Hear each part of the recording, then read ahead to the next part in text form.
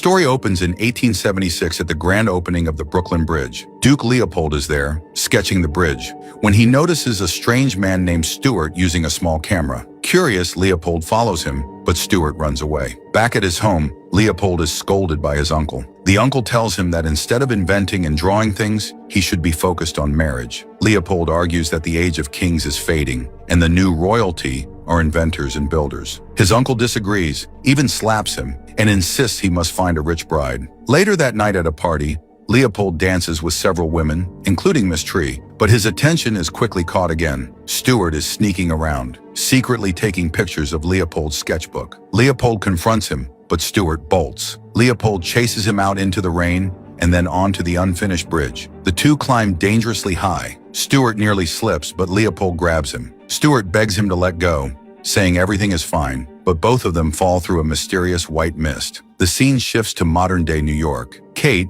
a sharp and practical woman, is at a test screening of a romance movie. She criticizes the film, saying the heroine isn't likable, which sparks an argument with the director. Kate works in market research. She gathers the opinions of everyday people about movies. This sometimes annoys filmmakers. On the way home, we learn Kate used to date Stuart, but broke up with him because he often lived in his own world and ignored reality. At her apartment, the elevator's broken and she has to climb out. She hears noises upstairs and discovers Stuart in his place. To her shock, Leopold is lying unconscious on Stuart's couch. Kate angrily calls Stuart, demanding he return something of hers. He brushes her off and looks at an old family book about the royal family. There he finds proof. Leopold is his great-great-grandfather, and history says he invented the elevator. Kate calls again, and Stuart explains that he found a time portal. It sent him back to 1876, where he followed Leopold around New York. He has now accidentally brought Leopold back to the present. Kate doesn't believe him, thinking it's just another one of his fantasies. Stuart tells her this disbelief is exactly why their relationship failed. The next morning, Leopold wakes up to strange, loud noises all around him. Startled, he demands to know where he is. Stuart tries to calm him and explains the truth. Leopold is no longer in his own time. He is now in modern-day New York. Their arguing is so loud that Kate hears them from below and comes upstairs to check. But Stuart quickly pushes her out, not wanting her to get too involved. Stuart warns Leopold not to wander around the city because it could be dangerous. He explains that the time portal will open again on Monday, and that is when he will send Leopold back. While talking, Stuart has to take his dog outside, leaving Leopold behind to read through his notes and discoveries about the time portal. But disaster strikes. When Stuart tries to use the elevator, it malfunctions. He falls down the shaft and is rushed to the hospital.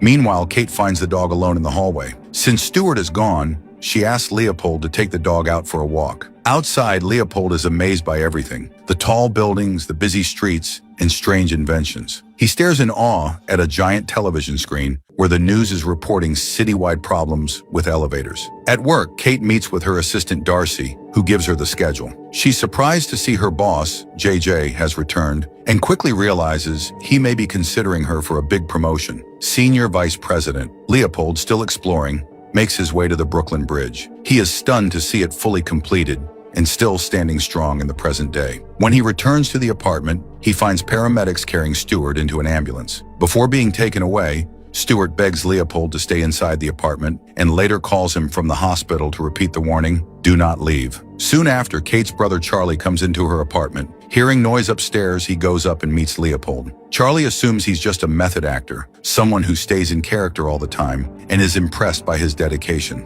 Back at work, Kate tells Darcy she's sure JJ is seriously considering her for the promotion. JJ even invites her to dinner the following night, which makes her hopeful. Suddenly, she gets news that Stuart is in the hospital. When she visits him, Stuart desperately explains that Leopold must return to his own time on Monday. Otherwise, history will change, and Stuart himself, being Leopold's descendant, might disappear. Kate refuses to believe such a wild story, so Stuart gives her his camera and begs her to develop the photos as proof. When Kate returns home, she once again hears noises upstairs. This time, Charlie has invited Leopold over for dinner. At the table, Leopold speaks about Stuart's theories. He explains that Stuart studied temporal portals, gateways through time, and that they can only be crossed by jumping from great heights because you need enough speed to break through. Later that night, Leopold accidentally sets off a smoke alarm while cooking. Kate goes upstairs to check, and during their conversation, she notices something about the way Leopold speaks. It makes her think he would be perfect for an advertising role.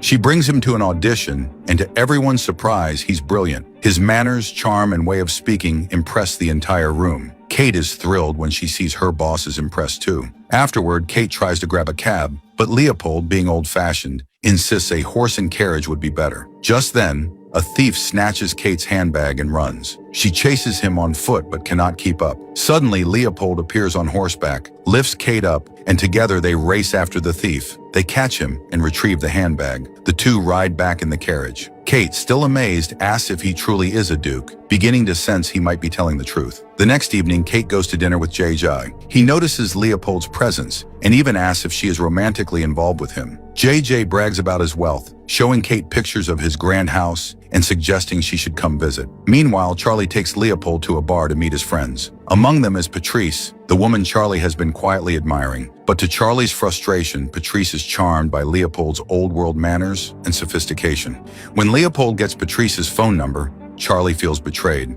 But Leopold gently explains that he only succeeded because he told Patrice the truth, that Charlie cared for her deeply but was too shy to express it. Instead of stealing her attention, Leopold was helping Charlie. Leopold continues to give Charlie advice on how to handle Patrice. But while helping, Charlie starts to notice something. Leopold seems to care about Kate as well. Meanwhile, Kate is at dinner with JJ. She finally brings up the real reason she thought she was invited, that they would discuss her possible promotion. Instead, JJ begins making inappropriate remarks that make her uncomfortable. Just then, Charlie and Leopold arrive at the same restaurant. Things become tense and awkward. JJ tries to show off, but Leopold bluntly calls him out for his arrogance and ignorance. Frustrated, Leopold stands up and leaves. Kate tries to smooth things over by apologizing to JJ, but afterwards she goes home quietly and heads straight to her room. That night, Leopold writes a heartfelt letter of apology to Kate, but when morning comes, she leaves without noticing it. Luckily, Charlie sees the letter, chases after her, and secretly slips it into her bag. Later, during a work meeting, Kate finds the note. It is a gentle apology from Leopold and also an invitation to dinner on the rooftop that evening. Reading it softens her feelings toward him. At work, Kate's meeting goes well. Everyone loved Leopold's performance from the commercial audition, and afterwards she apologizes again to JJ for the awkwardness at dinner. He brushes it off and says everything is fine. Meanwhile, Stuart is still in the hospital. A psychologist meets with him and, believing Stuart is delusional and dangerous to himself, prescribes him medication. Charlie, encouraged by Leopold, decides to make another attempt with Patrice. He first buys her flowers, but Leopold disapproves of the selection. With his guidance, Charlie chooses something more thoughtful and meaningful. Later, Leopold even helps him with the words to invite Patrice to dinner. Charlie is grateful and heads off for his big date. That evening, Kate accepts Leopold's invitation and meets him on the rooftop. He has prepared a romantic dinner. She admits to him that she has never been very good with men, but Leopold gently replies that perhaps she has simply never met the right one. He then explains that if he hadn't chased after Stuart back in 1876, he would have been forced that night to pick a bride he didn't love. Instead, fate brought him to her. Moved by his words, Kate dances with him under the stars, and the two share their first kiss. The next morning, Leopold and Charlie talk about how their dates went. Charlie, feeling protective of his sister, asks who Leopold really is and warns him not to hurt her. Leopold simply replies that he is the man who loves her. That day, Leopold surprises Kate by making her breakfast. She is touched by his effort and warmth. Together, they spend the day exploring the city. He even takes her to his uncle's old house, where he shows her a secret drawer that once held his most precious belongings. From it, he pulls out his late mother's ring, a treasure he has kept safe all these years. Later, Kate asks him if he misses his own time. He admits that he does, not just the air itself, but the slower, more peaceful rhythm of life, much like the simple day they just enjoyed together. After midnight, he prepares to ask Kate a very important question,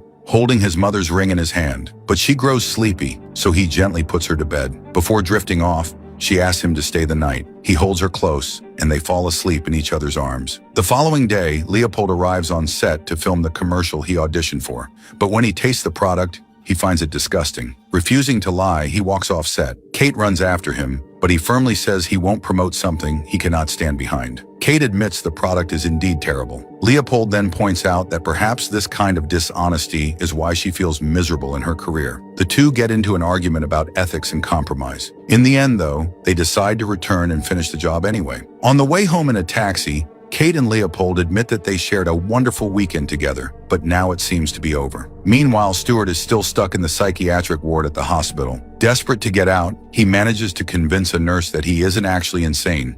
She believes him and helps him escape. Once free, Stuart rushes back to his apartment and quickly learns everything that has happened since his accident. He explains to Leopold that time is running out. Leopold must return to his own time. Together, they head toward the Brooklyn Bridge. On the way, Stuart warns him that when he goes back, he will land on the same day he left, meaning he will have to repeat some of the same events. Only this time, he begs him not to follow. Back in the present, Kate is called into JJ's office. He offers her the senior vice president promotion she has been working so hard for. Grateful, she thanks him, but afterward, her thoughts go straight to Leopold. She calls Stuart's apartment and leaves a message for him, saying she got the job, that she's sorry for how things ended, and that she misses him. Stuart, already back at the apartment, listens to her voice message just as Charlie walks in. Charlie asks where Leopold is. Stuart tells him simply, he's gone home. Looking around, Charlie notices Stuart's photographs and is stunned to see proof that Leopold was real. Then he spots something shocking in one of the pictures, something that changes everything. Back in 1876, Leopold has returned to his own time. Preparing for the big party, he grows tired of waiting for destiny to choose and bluntly asks his uncle who the wealthiest woman at the event will be. His uncle replies, Miss Tree. At the same time in the present, Kate is attending the corporate party where her promotion is to be announced. By chance, the party is being held at the very same house that once belonged to Leopold's uncle. Stuart and Charlie rush to the venue and finally find Kate. They hand her the photographs just as she is called to the stage to give her speech. As JJ proudly introduces her, Stuart quietly tells Kate that maybe his whole purpose was never to be her guy, but rather to help her find the right one. Charlie adds urgently that if she truly wants to be with Leopold, she must jump off the Brooklyn Bridge within the next 23 minutes before the portal closes forever. Kate steps onto the stage holding the photographs in her hands. While the audience applauds, she notices something impossible. There in the background of one of the old photos is herself, wearing the exact same dress she is wearing tonight. Realizing the truth, she puts down her prepared remarks and instead speaks from her heart. She tells the crowd something sincere and emotional, then walks off stage, leaving her promotion behind. She hurries into a cab with Stuart and Charlie, trying to make sense of how she could already exist in the photograph. They hit heavy traffic and are forced to run the rest of the way. At the same moment in 1876, Leopold's uncle is preparing to announce his nephew's engagement. At the Brooklyn Bridge, Kate reaches the girders, but freezes, terrified of the leap. Stuart urges her on, saying that if she truly loves Leopold, she has to take the risk. Gathering all her courage, Kate steps out onto the girder, walks across, and finally jumps into the mist below. Moments later, she arrives in the past. Bursting into Leopold's uncle's house, she catches sight of him, just as the announcement is about to be made. At first, no one notices her, until Leopold looks up and sees her standing quietly at the back of the room. His face softens with recognition. Without hesitation, he interrupts his uncle's plans, takes Kate's hand, and proudly announces her as his fiancée. The crowd erupts in applause as the two kiss and then dance together, finally united across time.